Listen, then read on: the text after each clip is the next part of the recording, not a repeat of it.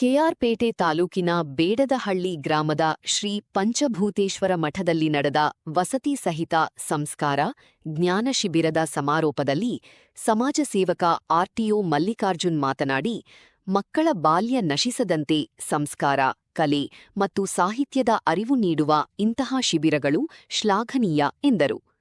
ಪೀಠಾಧ್ಯಕ್ಷ ಶ್ರೀ ರುದ್ರಮುನಿಸ್ವಾಮಿ ಮಕ್ಕಳಿಗೆ ಧರ್ಮ, ಸಂಸ್ಕೃತಿ, ಅರಿವು ಅಗತ್ಯವೆಂದು ತಿಳಿಸಿ ಆಶೀರ್ವಚನ ನೀಡಿದರು. ಶಿಬಿರಾರ್ಥಿಗಳಿಗೆ ಪ್ರಮಾಣಪತ್ರ ವಿತರಿಸಲಾಯಿತು.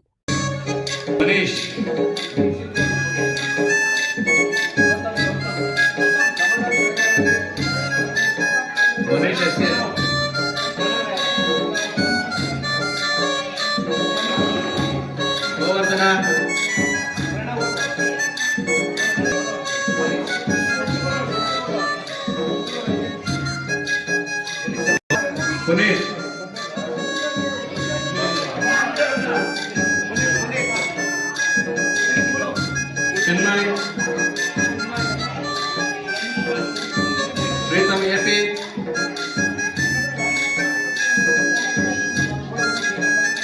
सचिन पी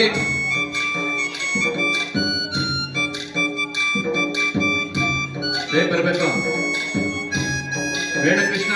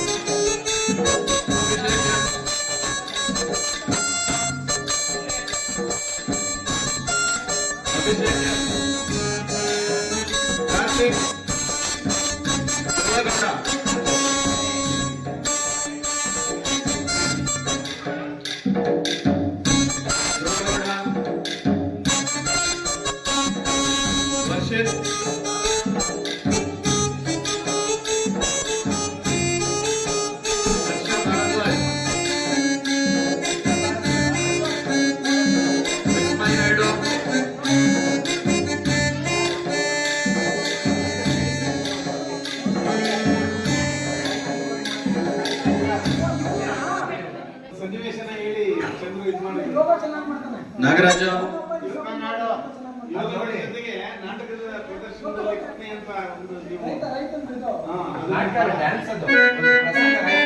ವಿಶಾಲ್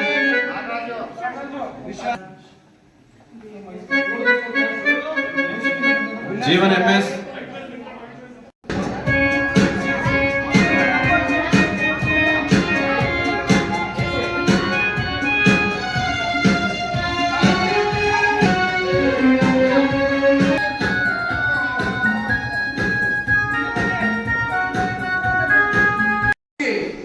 ದೈನಂದಿನದಲ್ಲಿ ಅಡಿಗೆ ಕೆಲಸಗಳನ್ನು ಶುರು ಮಾಡ್ತಾ ಇದ್ರು.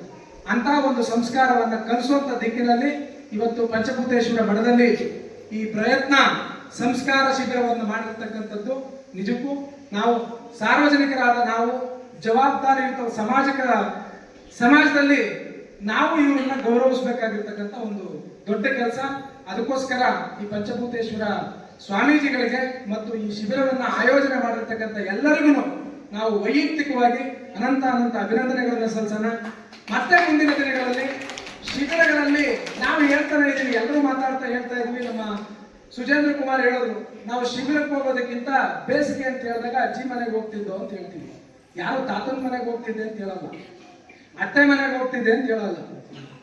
ಹಾಗಾಗಿ ಅಜ್ಜಿ ಮನೆ ಅಂತ ಹೇಳ್ತೀವಲ್ಲ, ಆ ಥರದಲ್ಲಿ ಅಜ್ಜಿ ಮನೆಯಲ್ಲಿ ನಾವು ಹೋದಾಗ ಎಲ್ಲರೂ ಕೂಡ ಗೋಲಿ ಆಡ್ತಿದ್ದು ಸಹಜವಾದಂಥದ್ದು. ಚಿನ್ನಿದಾಂಡ ಆಡ್ತಾ ಇದ್ವಿ, ಟೈರನ್ನ ಉಳ್ಳಿಸ್ಕೊಂಡು ಒಂದು ಕಡ್ಡಿ ತಗೊಂಡು ಹೊಡ್ಕೊಂಡು ಹೋಗುವಂಥದ್ದು, ಮರಕೋತಿ ಆಟವನ್ನು ಆಡುವಂಥದ್ದು, ಇಂಥವೆಲ್ಲ ನಮಗೆ ಗೊತ್ತಿದ್ದಂಥವು.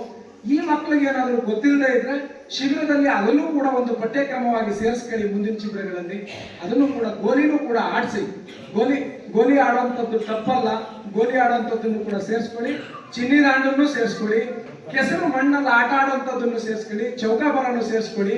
ಹೆಚ್ಚು ಶಿಕ್ಷಣಕ್ಕಿಂತ ಚಟುವಟಿಕೆಗೆ ಹೆಚ್ಚು ಒತ್ತು ಕೊಡಿ ಅನ್ನುವಂಥದ್ದನ್ನ ನನ್ನ ಸಲಹೆ ಕೊಟ್ಟು.